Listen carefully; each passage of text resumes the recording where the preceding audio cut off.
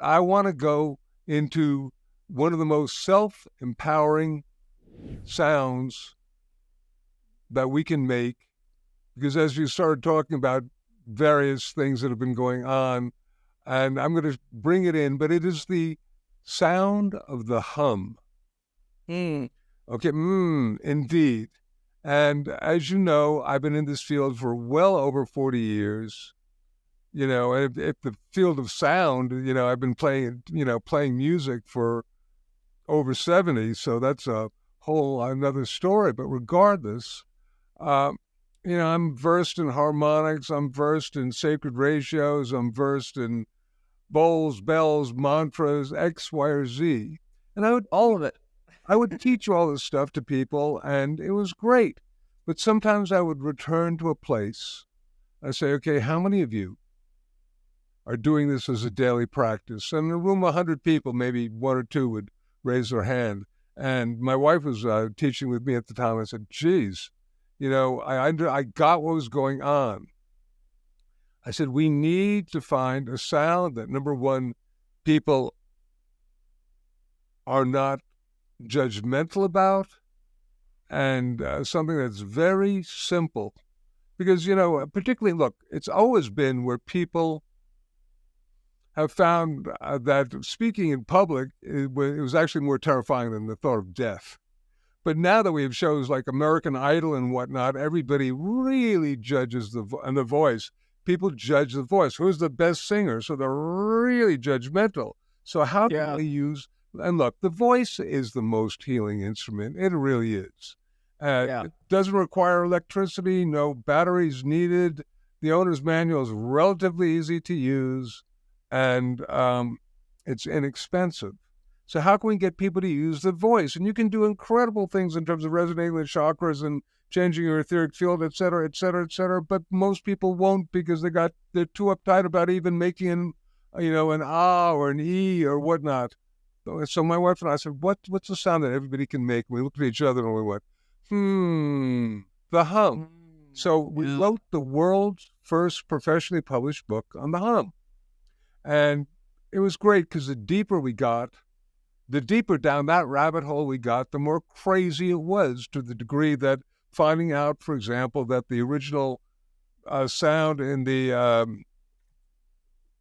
Yoga Sutras was prana, the humming of prana. But we said, okay, who's going to take a book on humming seriously?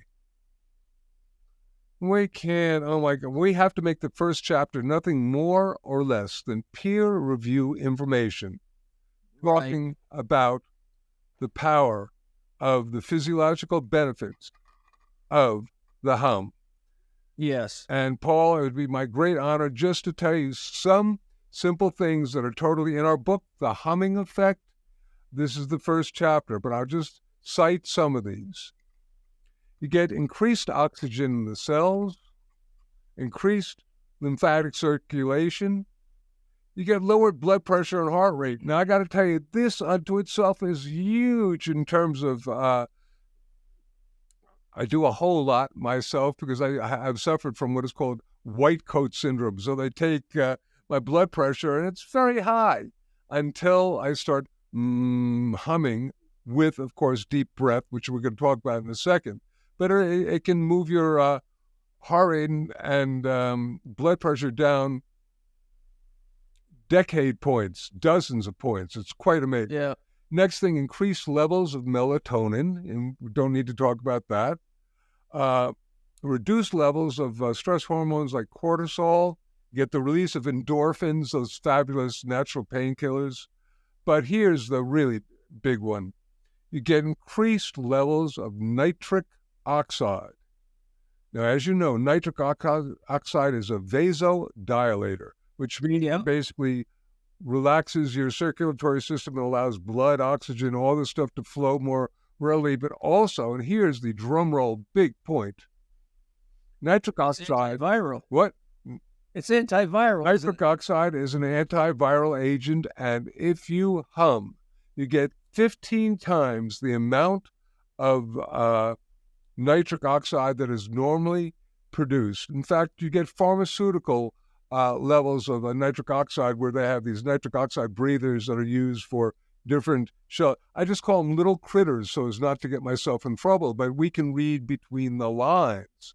And, whether it's simply treating sinusitis, when people have not been able to successfully treat sinusitis by humming or treating other little things, it's quite a wonderful and powerful, healthful tool. And let's say again together, nitric oxide can be generated through humming, and this is amazingly important. And yes, get the release of oxytocin, which is the trust hormone, which is brilliant. We'll talk about this maybe later. And finally, you get increased heart rate variability. So the fabulous vagus nerve that a lot of people have been really focusing their attention on. There are two ways of consciously changing the vagal tone. One is through deep breathing, and the other through humming. And we have developed something called conscious humming, which we focus on in the book. And I'm going to go right now for just a moment into that, because one of the predominant important things about conscious humming, Paul, is you've got to take deep breaths. And that unto itself, of course, does it. So can I go through the 7 protocols of conscious humming? Is this okay? Please. Yeah, no, I love it. I dig this stuff. If I'm being too didactic, please, but I think this is so life-changing, so important. No, that's what we're all about, man. Like, people talk. I'm like, this is giving us a chance to take something home we can all practice. Like, we all got our voice right inside of us, like you said. Yeah. Learning this stuff is so critical. Okay. So we're going to have a little experience of conscious humming, and I want everybody who's listening to try this. But I'm going to give you what we call the protocols. And the first one is just check yourself out before you begin to do humming, just because sometimes you can be levitating, and if you didn't notice that, then you won't notice it. So check yourself out. Number 1, do a relaxed and deep breath, always. Then have your lips closed. I got to say, this is so important, because if I go, and I begin to open my mouth, I go, then the sound energy is coming out. Leaving. And here's the thing. The most powerful vibroacoustic sound we make, Paul, is the hum. Yeah. Now, we're going to play a game for a moment, okay? I want you to close your lips, and I want you to pinch your nose. Will you do that with me? First, and hum. First, we begin to hum, and then pinch your nose. Now.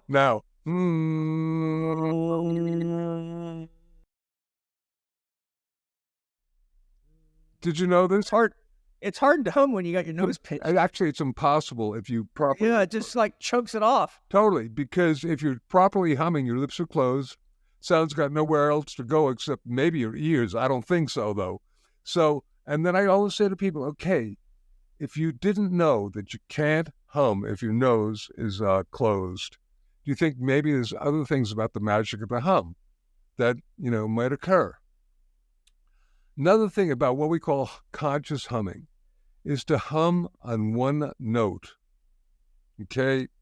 Don't want to do the 1812 overture or zippity-doo-dah. That's all great, and, when we're happily humming and, it's all wonderful, but if you want just the vibrational essence, like, for example, nitric oxide being generated, you want to basically hit one frequency that's really going to generate the cells as opposed to moving it around. And most of the time, that one hum is going to be in the range of what we call your vocal range and a comfortable sound. So while I could do a Tibetan deep hum or a real high falsetto hum, be very hard, it would strain my voice. Louder is not better. More is not better. Hum in a comfortable range. A lot of people really looking for their signature sound, their signature note. And I'd like to suggest most frequently, unless you have some sort of auditory problem that we talked about with Tomatis and the fact you're going to be then toning and making sound and speaking in a comfortable range. So keep it in your comfort zone. Do it a minimum of 3 to 5 times. And that particularly when you're doing nitric oxide humming, you want to do it about 3 to 5 times, because after that, the nitric oxide needs a time to regenerate itself. So you have to wait a couple of minutes. And finally, so then the last one is be in silence. So I'll repeat those again. Check yourself out. Deep and relaxed breath. Lips closed. Hum on one note. Hum on a comfortable pitch. Hum a minimum of 3 to 5 times. And be in silence for an equal amount of time. So shall we try this now, my friend?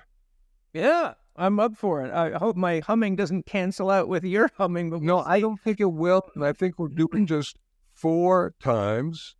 And normally I do this a whole lot more, but just also we want to be in silence, but not too long, because particularly on a podcast, silence is not golden. That's the one thing. You want to have a little bit of sound. So I may come in after a few seconds and just say, and now be in silence for another minute.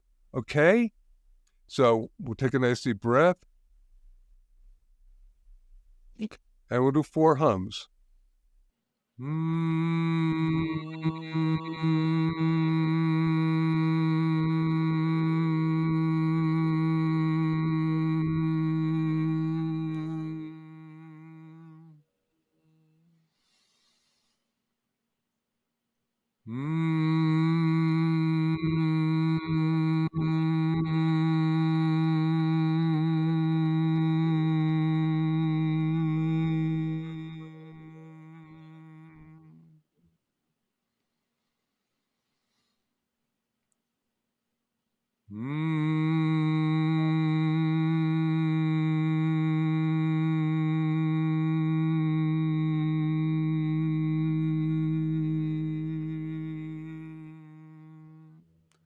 And one more.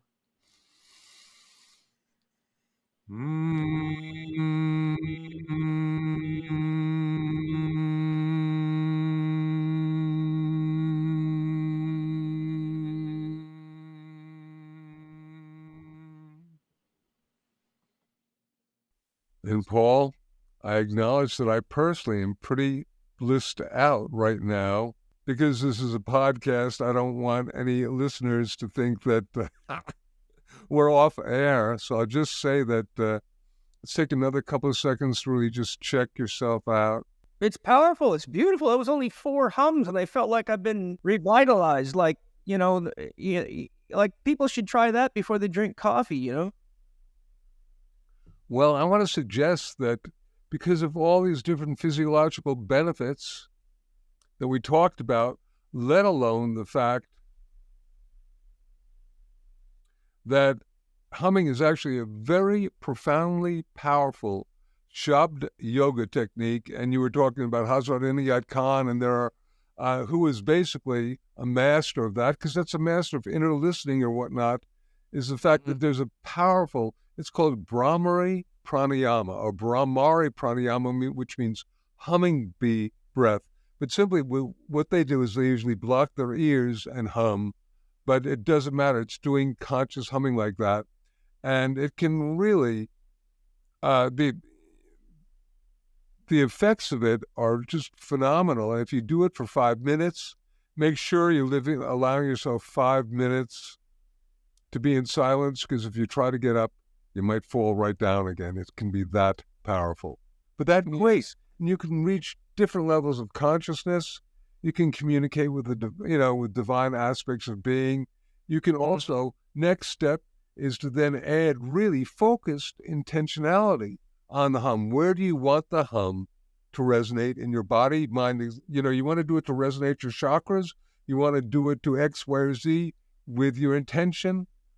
You put it on the breath as you're making the hum, and voila. Yeah, I love it. There's a couple of things. Thank you for that. I really enjoyed that. I've done exercises like that in the past, but you get busy, and I'm such an explorer that sometimes I forget, oh man, I've got some of these simple techniques. I gotta get it back to them. So you've inspired me to get my kids together tonight and practice humming together. Kids love humming. It's a great way to resonate together, man.